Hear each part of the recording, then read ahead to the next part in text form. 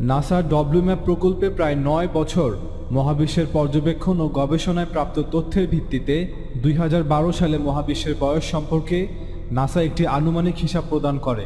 ডব্লিউম্যাপের হিসাব অনুযায়ী মহাবিশ্বের বয়স প্রায় 13.772 বিলিয়ন ইয়ার্স, অর্থাৎ প্রায় ১৩৭০ কোটি বছর।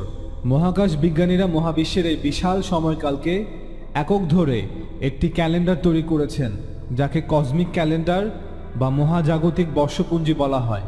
এই ক্যালেন্ডার অনুযায়ী বিগ ব্যাং বা মহাবিস্ফোরণ সংঘটিত হয়েছে জানুয়ারির ১ তারিখে ঠিক মধ্যরাতে, এবং বর্তমান সময়কে ধরা হয়েছে ডিসেম্বর মাসের ৩১ তারিখ মধ্যরাত। সেই হিসাবে এই ক্যালেন্ডারের প্রতিটি সেকেন্ড ৪৩৮ বছরের সমান, প্রতিটি ঘন্টা প্রায় ১৫,৮০,০০০ বছরের সমান, আর প্রতিটি দিন ৩,৭৮,০০,০০০ বছরের সমান।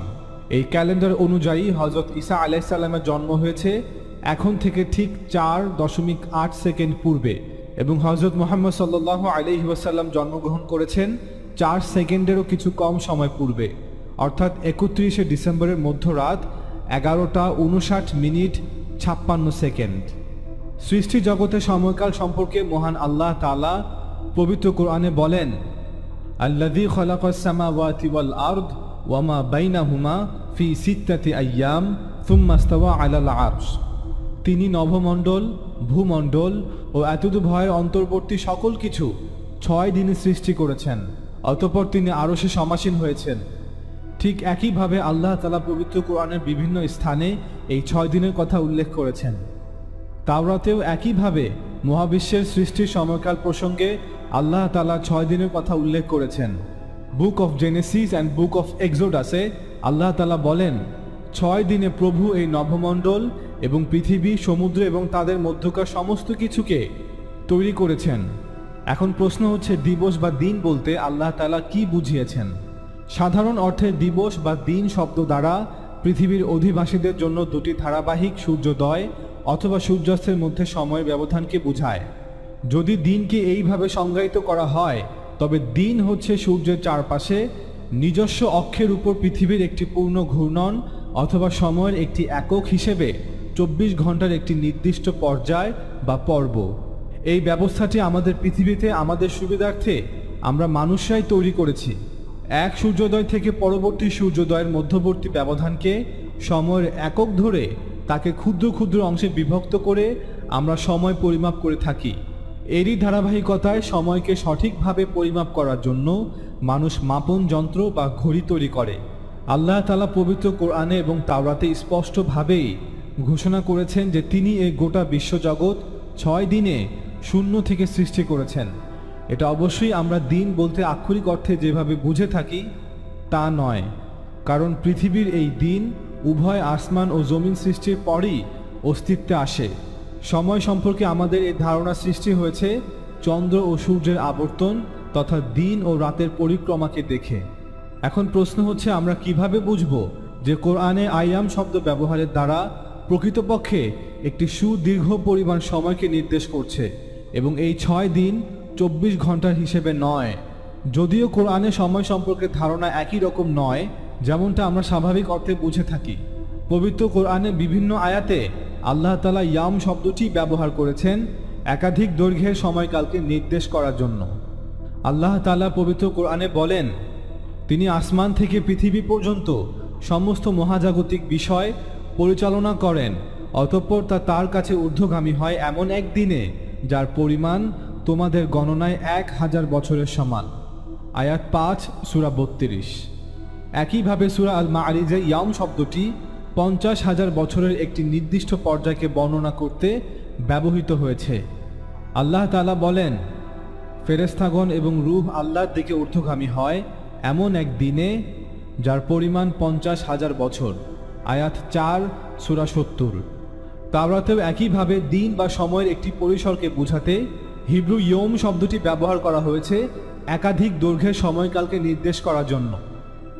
বুক অফ সামে বলা আছে, for 1000 years in thy sight are but as yesterday। ১০০০ বছর আপনার কাছে শুধুই গতকালের মতো, যেন গত রাত্রি।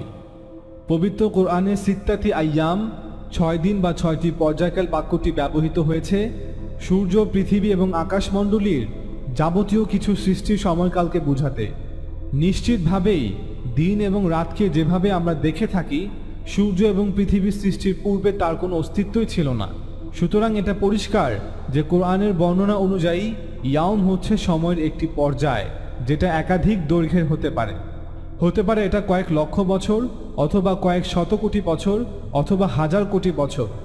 আব্দুল্লাহ ইবনে আব্বাস রাদিয়াল্লাহু তাআলা আনহু বলেন, ইয়াউম শব্দটি আমাদের সাপ্তাহিক দিবসের মতো নয়।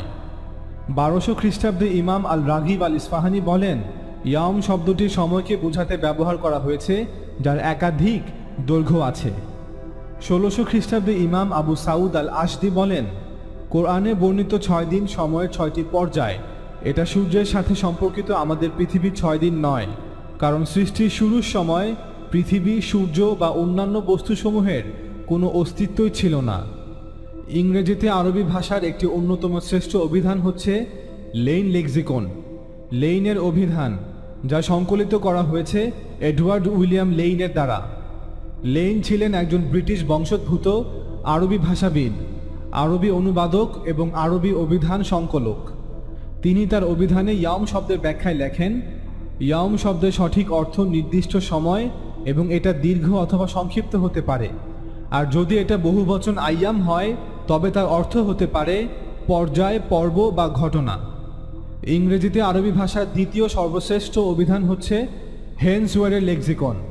তিনি 1952 সালে dictionary of modern written Arabic নামে একটি আরবি জার্মানি অভিধান রচনা করেন। পরবর্তীতে এটি ইংরেজি ভাষায় অনুবাদ করা হয়। বর্তমানে এই অভিধানটিকে ইংরেজি ভাষী শিক্ষার্থী ও ভাষাবিদদের জন্য একটি মানসম্মত এবং অন্যতম প্রধান অভিধান হিসেবে গণ্য করা হয়। তিনি তার অভিধানে ইয়াউম শব্দটি ব্যাখ্যায় বলেন, ইয়াউম শব্দের বহুবচন আইয়াম, যার অর্থ একটা দীর্ঘ সময়। এছাড়াও এর অর্থ কাল, দীর্ঘ সময়কাল, যুগ অথবা সময়। আমরা এখন জানি যে সময় ধ্রুবক, অপরিবর্তনশীল, অটল কিছু নয়। সময় হচ্ছে আপেক্ষিক, পরস্পর সম্পর্কযুক্ত, তুলনামূলক। অর্থাৎ এই পৃথিবীতে আমাদের কাছে 1 বছর, 10 বছর অনেক লম্বা সময় মনে হলেও মহাবিশ্বের অন্য কোথাও বসবাসরত প্রাণীদের কাছে সেটা হয়তোবা কয়েক মুহূর্ত মাত্র।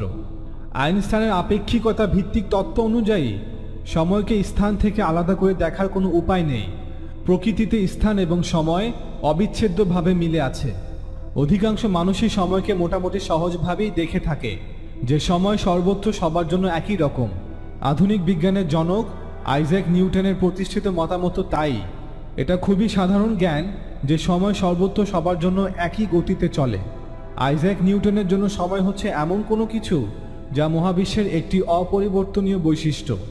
সময় সবসময় একই হারে বা গতিতে পরিবর্তনশীল এবং ভবিষ্যতের দিকে চলমান, এবং সময় একইভাবে অতিবাহিত হয়, এবং এ বিষয়ে আমরা সত্যি কিছু করতে পারি না।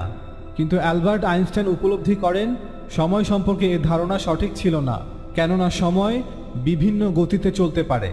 শুনতে অনেকটা অদ্ভুত হলেও এর অর্থ হচ্ছে সময় আমার জন্য এবং আপনার জন্য একই রকম নাও হতে পারে। আইনস্টাইনের এই আবিষ্কার নিউটনের সময় সম্পর্কে ধারণাকে সম্পূর্ণ ধ্বংস করে দেয়।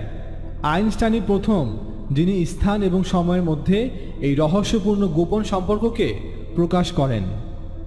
আল্লাহ তাআলাকে সময়ের মধ্যে আবদ্ধ রেখে কখনোই কোরআনের আলোকে সময়ের আপেক্ষিকতাকে বোঝা সম্ভব নয়। তাই কোরআনের আলোকে সময়ের আপেক্ষিকতাকে জানার আগে আল্লাহ তাআলার সাথে সময়ের সম্পর্ককে ভালো করে উপলব্ধিতে রাখা প্রয়োজন। আল্লাহ তাআলার মহান সত্তা কখনোই স্থান এবং সময়ের মধ্যে আবদ্ধ ছিলেন না এবং এখনও নন, বরং তিনি নিজেই স্থান ও সময়ের স্রষ্টা। সময় আল্লাহ তাআলারই সৃষ্টি।